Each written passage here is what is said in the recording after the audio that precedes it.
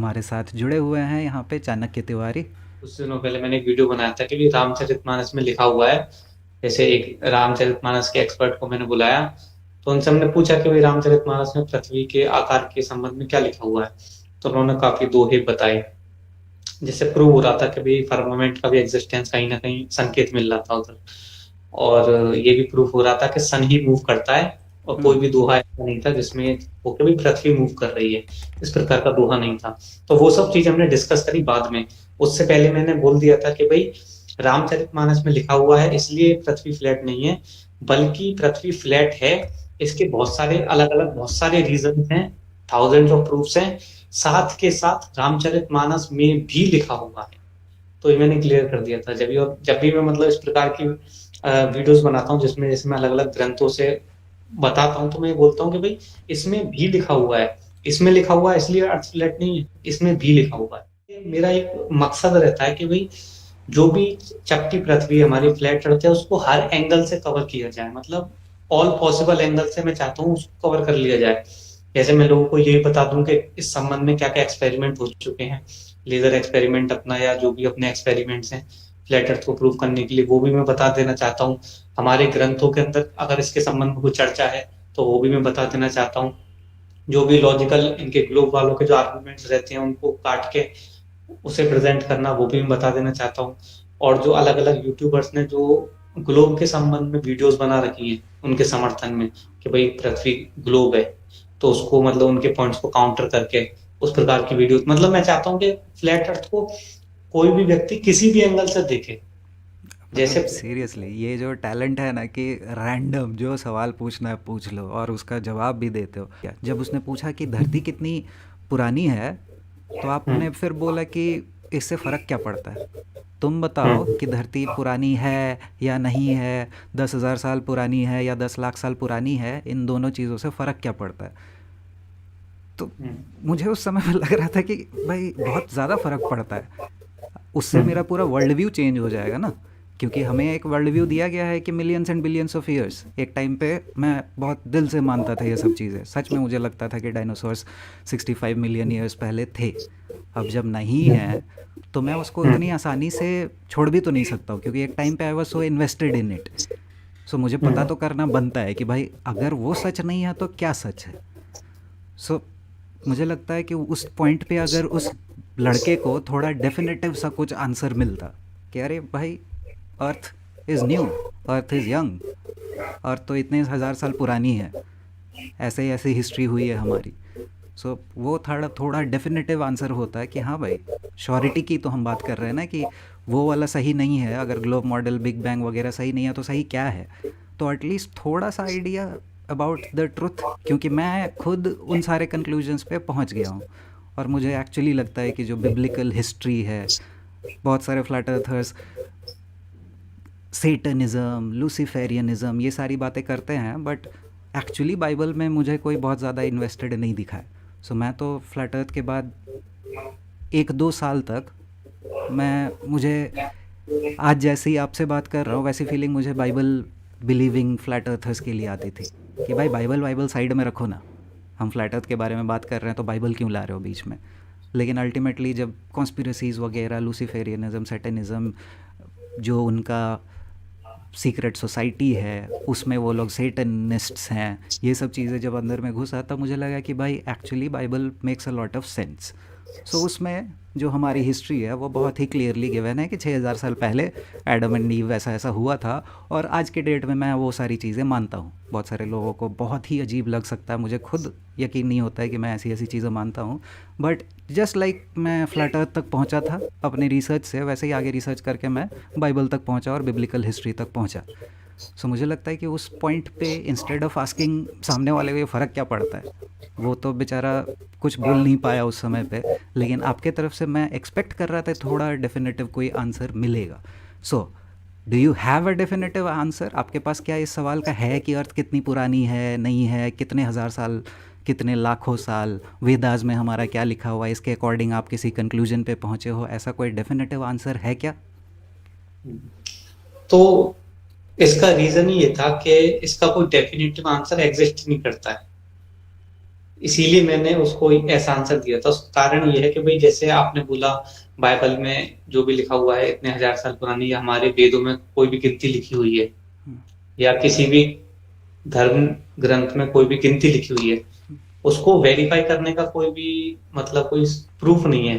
तो मैं उससे मतलब ज्यादा ज्यादा एक तरीका ये हो सकता था, मैं उससे बोल सकता था कि भाई इस वाली बुक के अंदर ये गिनती लिखी हुई है और दूसरी बुक के अंदर ये वाली गिनती लिखी हुई है। तो इसका मुझे लगता है कि इसका कोई डेफिनेटिव आंसर कोई पता नहीं कर सकता कि अर्थ कितनी पुरानी है, अनलेस एंड अनटिल मतलब हम कैसे पता कर सकते हैं? या तो हम बिलीव करें कि मतलब उस बुक में ऐसा लिखा हुआ है तो उतनी ही पुरानी होनी चाहिए। हम्म। इसके अलावा उसका कोई तरीका नहीं है पता करने का कि अर्थ कितनी पुरानी है। Okay, fair enough.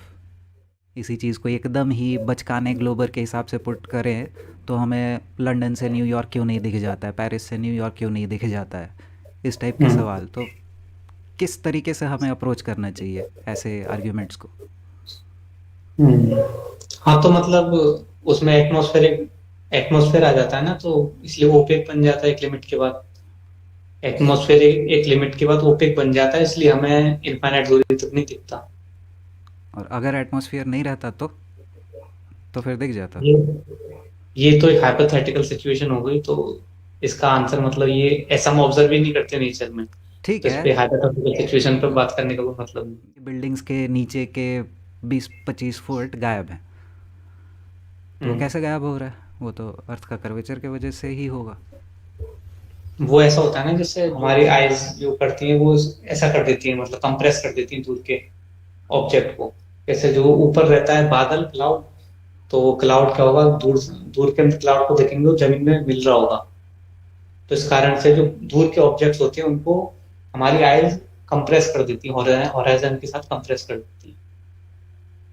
तो इस कारण से जो जो बिल्डिंग्स रहते हैं उसमें भी वो कंप्रेस करके हमें ऐसा लगता है कि भाई वो उसमें बिल्डिंग नीचे घुस रही है ऐसा।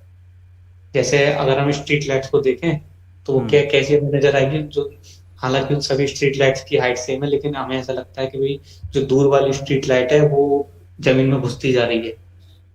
तो आपको पता है कि ग्रेविटी क्या होता है? मतलब मुझे ये पता है कि हम कोई ऊपर से सामान फेंकते हैं तो वो नीचे गिरता है। हाँ।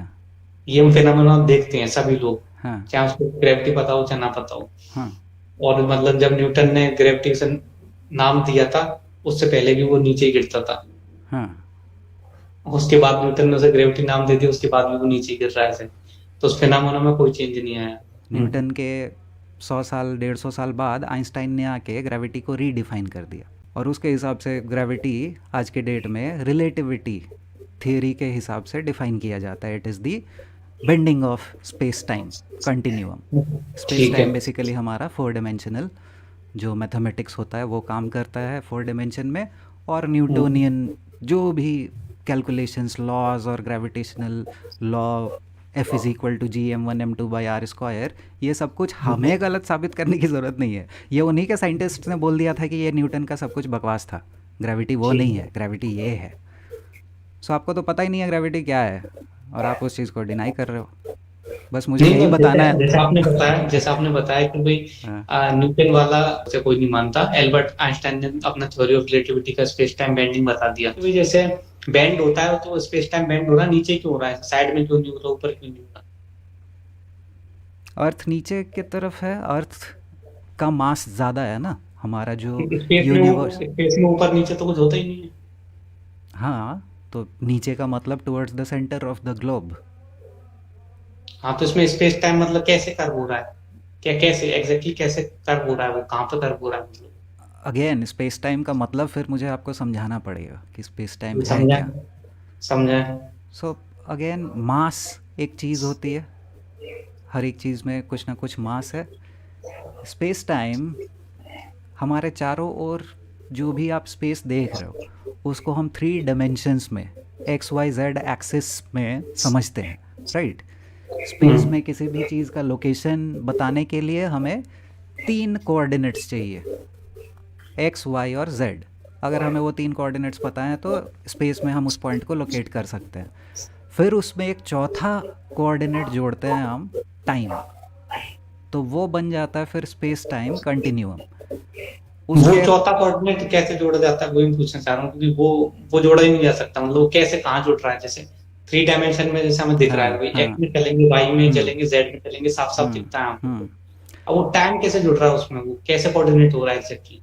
सो वो रिलेटिविटी आज तक का दुनिया का सबसे कॉम्प्लेक्स कॉन्सेप्ट्स में से एक माना जाता है। वो समझने के लिए हमें मोशन वगैरह समझना पड़ेगा, लेकिन अगर एकदम सिंपली समझाएं तो आइंस्टाइन के अकॉर्डिंग, रिलेटिविटी के अकॉर्डिंग, जो आप इस चीज़ को छोड़ के आपने बताया ना कि वो चीज़ नीचे गिर रही है, वो नीचे गिर ही नहीं रही है। It hmm is all relative. आप मान हम्म सकते हो कि वो चीज़ वहीं पे खड़ी है, हम्म अर्थ ऊपर की तरफ आ रही है। Hmm it depends on your frame of reference, आप किस हम्म फ्रेम ऑफ रेफरेंस से उस चीज़ को देख रहे हो। और इसी वजह से बहुत सारे जो फ्लैट अर्थर्स बात करते हैं कि ईथर प्रूव हो गया, माइकलसन मॉर्ले एक्सपेरिमेंट हो गया वगैरह वगैरह, तो आइंस्टाइन ने आके फिर बता दिया था कि नहीं, लाइट को यूज़ करके हम अर्थ के बारे में कि अर्थ घूम रहा है या फिर का कितने तरीके से आगे बढ़ रहा है, हम नहीं बता सकते हैं। ये आइंस्टाइन ने सिद्ध कर दिया था, because light has a constant speed. तो मैं तो वही प्रूव करना चाह रहा हूँ कि आपको नहीं पता है, आपको पढ़ाई नहीं, लिखाई। मैं ये प्रूव करना चाहता हूँ कि हम्म वो ग्रेविटी, मतलब जो पता भी है, जैसे मान के चलो किसी को ग्रेविटी पता है, हम्म तो वो जस्ट एक कहानी है, एक इमेजिनरी, एक फिक्शन है। जैसे मान के चलो किसी को ग्रेविटी पता है उसके बारे में, या उसे थ्योरी ऑफ रिलेटिविटी पता है, या जो भी पता है, ठीक है, हम्म या स्पेस टाइम बेंडिंग जो भी वो बता रहा है, हम्म मेरे अनुसार मैं प्रूव कर सकता हूँ कि वो जो उसे बता रहा है वो कुछ नहीं है, nothing more than a science fiction. जो तो ग्रेविटी आप बता रहे हैं वो हम्म सब, हम्म मैं ये बता रहा हूँ कि जो आप बता रहे हैं वो एक साइंस फिक्शन है, वो मैं प्रूव कर सकता हूँ, क्योंकि क्योंकि अभी मैंने जैसे आपसे पूछा कि आपको भाई पता ही नहीं है इसमें, कि मैं क्या बता रहा हूँ, तो आप मुझे पता है ना, जैसे आप जो बता रहे हैं वो मैं सुन सकता हूँ। अभी नहीं पता है ना। आप जैसे आपने बताया कि भाई हाँ इसमें 3 कोऑर्डिनेट्स होती हैं, हम्म एक्स वाई जेड, हम्म। और उसमें फोर्थ कोऑर्डिनेट उन्होंने जोड़ा टाइम। नहीं नहीं, आपने जब मैंने बोला कि आप मुझे गलत प्रूव कर सकते हो, रिलेटिविटी वगैरह जो भी है वो आप मुझे बता दोगे कि वो एक पूरी कहानी है, राइट, लेकिन आपको पता भी नहीं है कि वो है क्या। कोई भी व्यक्ति अपने मन से कुछ भी कहानी बना सकता है। हम्म। तो मैं मतलब बिल्कुल भी मेरे लिए जरूरी नहीं है कि मैं सबकी कहानियां पता करूं कि कौन किस नहीं, मैं व्यक्ति ने अपने कौन सी कहानी मनगढ़ंत बनाई है। कहानी की बात नहीं कर रहा हूँ। मैं आपको सबसे बट पहले this is grab not enough, मतलब हमने 2 शब्द इस्तेमाल कर लिए कि ग्रेविटी और रिलेटिविटी, तो क्या इन दोनों शब्दों के इस्तेमाल करने से ग्रेविटी का एग्जिस्टेंस प्रूव हो जाता है? मैं कोई भी 2 रैंडम शब्द उठा के ला सकता हूँ, तो उससे वो ग्रेविटी प्रूव थोड़ी हो जाती है। अच्छा, आर यू सेइंग कि ग्रेविटी डज नॉट एग्जिस्ट? मैं ये कह रहा हूँ कि एक फिनोमेना एग्जिस्ट करता है कि कोई भी ऑब्जेक्ट ऊपर से, मतलब ऊपर ऐसे फेंकोगे तो नीचे गिरता चलो, है, चाणक्य, अगर उसका एयर से ज्यादा डेंस है। आपकी ग्रेविटी क्या है, कैसे काम करता है। सो सबसे पहली चीज़, यू आर नॉट डिनाइंग कि there is no gravity, you are saying कि देयर इज़ अ फिनोमेनन जो कि एग्जिस्ट करता है, राइट? हाँ, मैं ये कह रहा हूँ कि जैसे जो फिनोमेना है वो एग्जिस्ट करता है। क्या जैसे फिनोमेनन? कौन सा फिनोमेनन? फिनोमेना ये सिक्का ऊपर से फेंका नीचे गिर रहा है, ये फिनोमेना है। सो इसको सिंपल लैंग्वेज में हम बोले तो थिंग्स फॉलिंग डाउन, ऐसा? हाँ, थिंग्स फॉलिंग डाउन, ये इसे एक हम ऐसे बोल फिनोमेनन सकते है। हैं।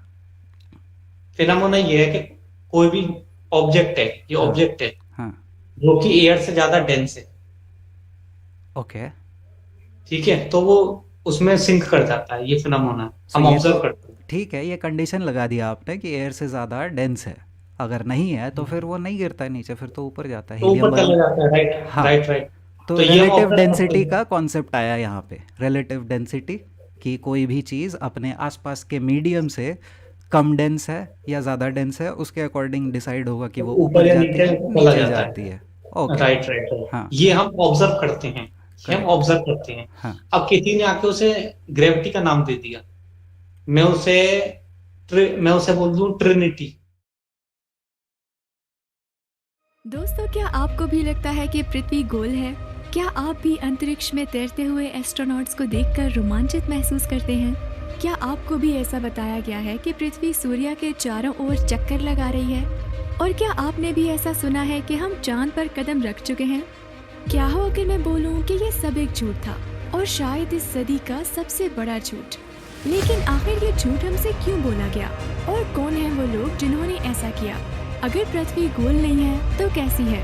और फिर उन तमाम वैज्ञानिक सिद्धांतों का क्या? इन तमाम सवालों के जवाब जानने के लिए पढ़िए चाणक्य तिवारी जी की इस विषय पर लिखी गई भारत की पहली पुस्तक चपटू गोला। चपटू गोला ई बुक को ऑर्डर करने के लिए 9368138638 पर व्हाट्सएप कीजिए।